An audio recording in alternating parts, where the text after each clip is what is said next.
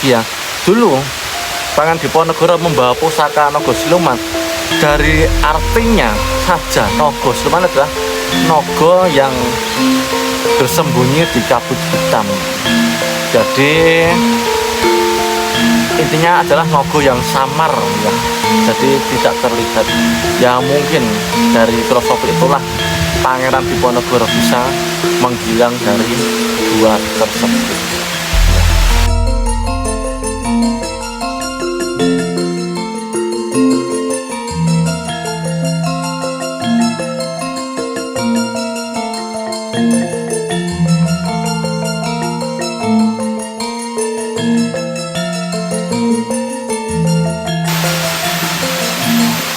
Halo Sobat Tosanaji Nusantara, kembali lagi di channel Budi Tosanaji Nusantara.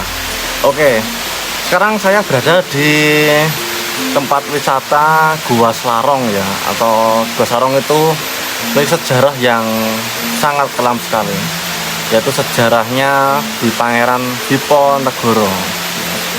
Jadi waktu dulu Pangeran Diponegoro itu berada di Gua Slarong ini ya, bersama rakyat-rakyatnya atau pengikutnya saat posisi diserang oleh musuh gitu. Ya ada bilang musuh itu dari Belanda, ada yang dari beda-beda ceritanya, tapi tahu saya tuh dari Belanda gitu. Jadi intinya tuh diserang, lalu Pangeran Diponegoro itu pindah dari tempatnya yang awal itu ya, rumahnya aslinya itu, terus pindah ke Gua Slarong gitu. Itu mengajak rakyatnya pindah ke sini biar aman dari serangan musuh. Nah, saat posisi beliau ada di Gua Slarong ini, entah mengapa, dan cerita rakyat ya, entah mengapa itu musuh atau orang asing itu yang ingin menyerang beliau itu, Gua Slarong ini seolah ditutup secara energi spiritual, itu ditutup.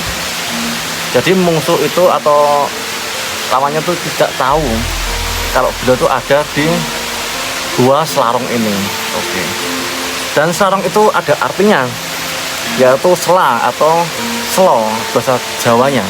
Sela itu selo, rong itu adalah kayak gua itu rong ya, masuk ke rong, itu bahasa Jawanya ada.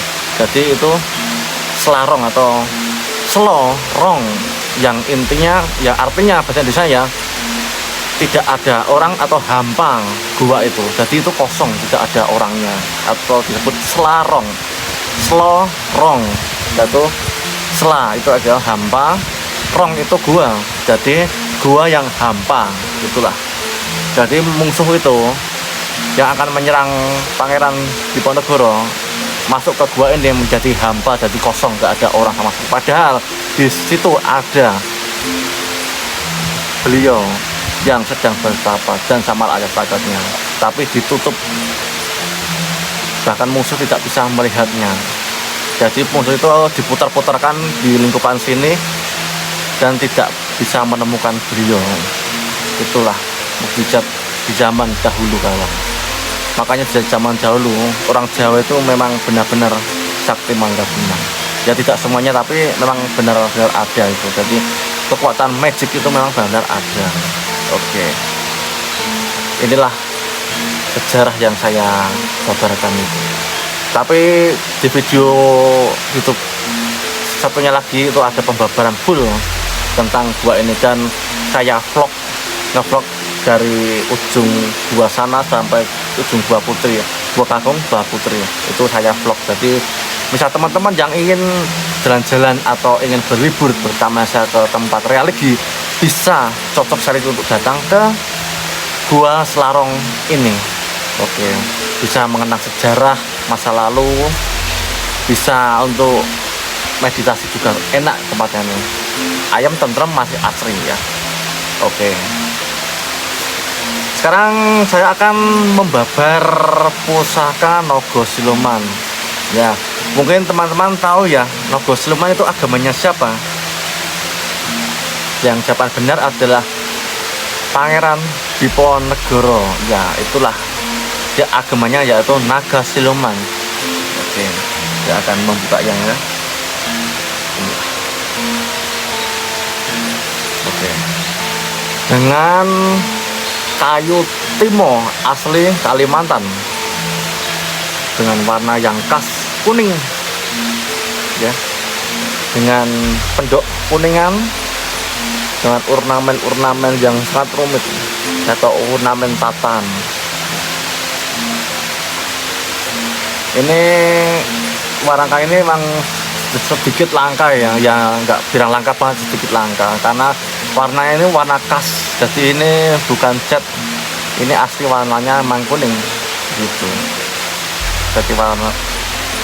Jadi cocok buat acara-acara adat Jawa, itu cocok pakai warangka yang berat mencorok karena ini terbilang mewah juga ini. Tapi ini warangkanya sepuh juga, sudah ada kayak ini nggak ada yang terkikis karena saking sepuh ya. Oke, kita akan membabar pusaka Naga Siluman. Seperti apa tuah dan filosofinya, simak video ini sampai habis. Oke, ini ada cuplikan lagi ya. Dulu Pangeran Diponegoro membawa pusaka Naga Siluman.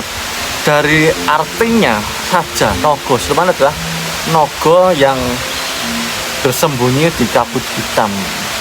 Jadi intinya adalah naga yang samar ya, jadi tidak terlihat ya. Mungkin dari filosofi itulah Pangeran Diponegoro bisa menghilang dari gua tersebut ya. Ini cuma cerita rakyat ya, mau percaya atau tidak ya hak masing-masing, tapi memang sejarahnya memang ada, bahkan di buku-buku sejarah itu memang ada.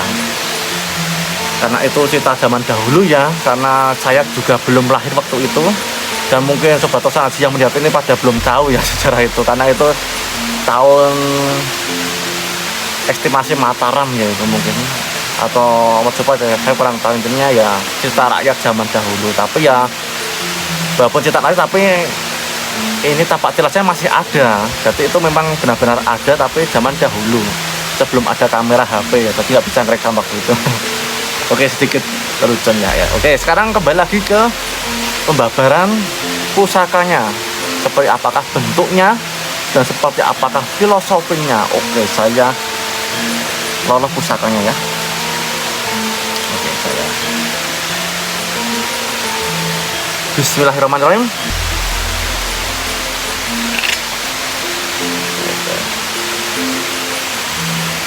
Naga Siluman, ngemut inten atau ngemut berlian ya. Ini diestimasikan mojo pahit akhir ya, dengan ukuran yang sangat minim sekali ya, sangat kecil, dan pamor juga minim. Ini bisa terbilang pamor cepit, tapi ini bukan cepit, ini bisa masuk ke langgang sir ya, pamornya langgang sir. Jadi pamornya memang estimasi zaman dahulu itu memang kecil-kecil, cepit-cepit, atau susah dapat pamor zaman dahulu. Yang otentik itu memang kayak gitu. Jadi akan terlihat ke pamornya itu kalau yang zaman dahulu kalau itu. Jadi tidak terlalu banyak pamor. Jadi diutamakan ke bentuk bilahnya.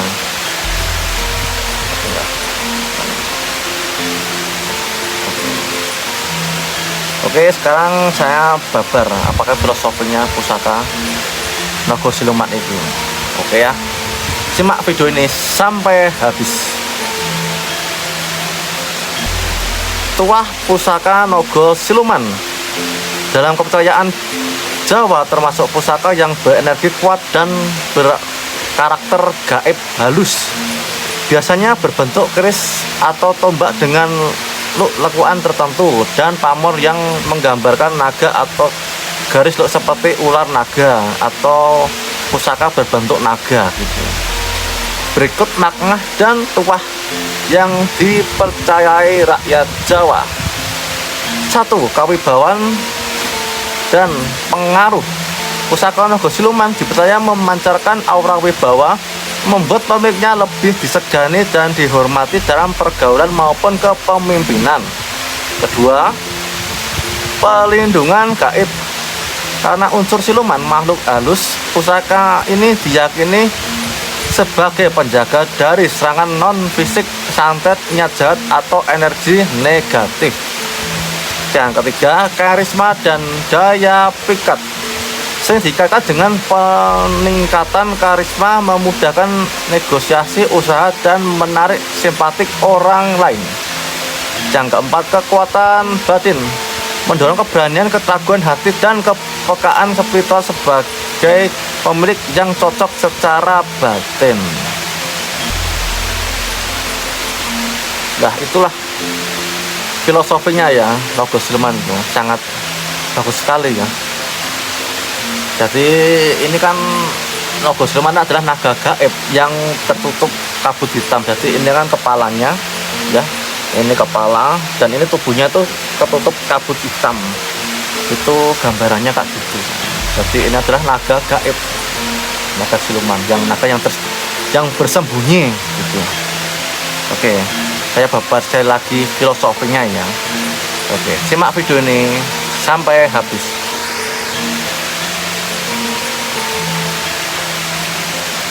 Filosofi naga siluman. Naga atau naga melambangkan kekuatan, kekuasaan, dan penjaga harta ilmu. Dalam budaya Jawa sering dikaitkan dengan simbol kosmis seperti pada ornamen di Keraton Yogyakarta atau Keraton Surakarta.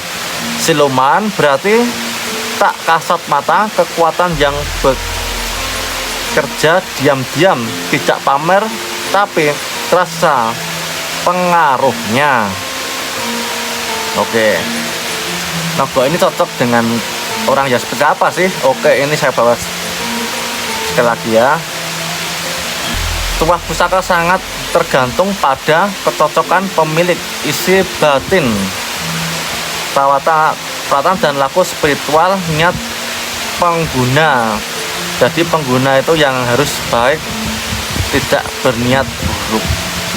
Tidak semua orang cocok memegang pusaka jenis ini. Jika tidak cocok, biasanya terasa berat, mimpi aneh, atau suasana rumah kurang nyaman. Oke, itulah. Jadi cenderung pusaka ini pusaka pemilih ya. Jadi kalau Sobat Tosan Aji memiliki pusaka naga siluman yang otentik, yang ori, atau estimasi yang sepuh ya, Mojopahit, Mataram, itu misal kalau tidak cocok, mungkin hawa aura yang ada di rumah sampean itu akan terasa panas atau hangat atau membawa sial gitu. Kalau bisa kayak gitu, lebih baik dimaharkan atau kita larungkan gitu, karena ya itu banget cocok-cocokan. Kalau kita cocok memegang pusaka ini, kita akan memiliki doyo liluweh yang ada di pusaka ini, akan memancarkan energi ke tubuh kita. Jadi apa yang saya babar tadi, itulah arti filosofi yang ada di dalam pusaka ini. Jadi auranya, energinya akan masuk ke diri kita gitu. Ya itu boleh percaya atau tidak, itu hak masing-masing. Tapi kalau kita bermain pusaka, kita juga harus menghormati atau mempercayai hal-hal yang magic juga, karena ya pusaka itu memang diciptakan dulu itu seperti HP ya. Contohnya baterai aja. Baterai itu saat kita lihat itu cuma bentuk biasa saja ya, tapi anehnya batu baterai itu kalau kita masukkan ke alat-alat misalnya kayak senter ya, itu bisa mengeluarkan energi listrik ya, yang bisa menerangi kegelapan. Ya itulah, jadi pusaka itu seperti batu baterai yang tidak terlihat energinya tapi bisa dirasakan. Tapi kalau batu baterai itu tidak bisa dirasakan ya, biasanya cuma untuk dilihat kalau kita memasang ke senter, kita melihat cerahnya cahaya gitu. Itu sama dengan batu HP juga. Batu HP itu energinya tidak bisa dilihat, tapi kalau kita masukkan ke HP itu akan menyala dan bisa bergetar ya, itulah. Jadi semua itu hanya lantaran begitu. Jadi itu batu itu adalah lantaran. Hanya pusaka ini pusakanya lantaran. Kalau kita bisa menyelaraskan atau kita bisa ritual atau olah rasa, pusaka itu akan memancarkan energi serupa yang ada di filosofi yang saya bacakan tadi, yang saya jelaskan tadi. Begitu. Allahu alam ya. Semua keadaan Sang Ilahi atau Gusti Allah Sang Maha Kuwasa. Jadi kita juga tidak memenuhnya untuk mempercayai pusaka ini, tapi ya alangkah baiknya kita merawatnya saja, karena merawat pusaka ini sama saja kita menghormati sang empu yang susah payah membuatnya. Dia berpuasa, dia juga niat kusut untuk membuat satu bilah pusaka, dan bilah pusaka ini bukan hanya 1 hingga 2 hari jadi, bahkan berbulan-bulan, bahkan 5 bulan hampir 1 tahun pun baru jadi bilah pusaka ini. Apalagi ini estimasi Mojopahit akhir itu pembuat pusakanya bisa sampai 1 tahun, itu konon katanya ya, karena materialnya pun susah waktu itu. Jadi kita juga menghormati karya empu zaman dulu, bahkan zaman sekarang juga, karena zaman sekarang juga membuatnya itu susah. Kita memukuli besi-besi itu, menimpa lipat, menyatukan pamor, itu tidak sembarang orang bisa. Jadi kita perlu menghormati karya seni sekarang dan zaman dahulu. Yang penting jangan dibuang atau sia-siakan pusaka itu, karena pusaka itu memiliki doa khusus, doa yang dipanjatkan pusaka ini untuk pemiliknya seterusnya. Oke, kita merawat, kita sama aja akan didoakan sang empu. Allahu a'lam ya.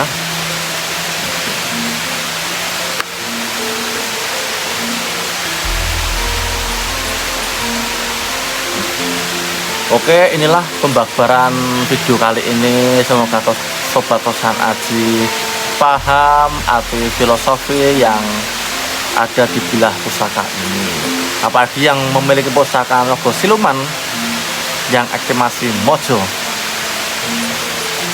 ya itulah filosofi yang saya babarkan tadi. Ya semoga aja yang memiliki pusaka ini cocok pada tubuh Anda, cocok pada lingkungan, insya Allah akan membarokai sobat Tosan Aji semua. Amin ya.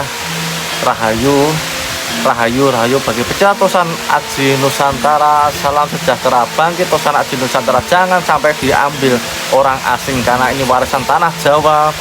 Jangan sampai orang asing juga ikut membawanya, karena ini peninggalan nenek moyang kita. Salam rahayu pecinta Tosan Aji Nusantara. Salam sejahtera.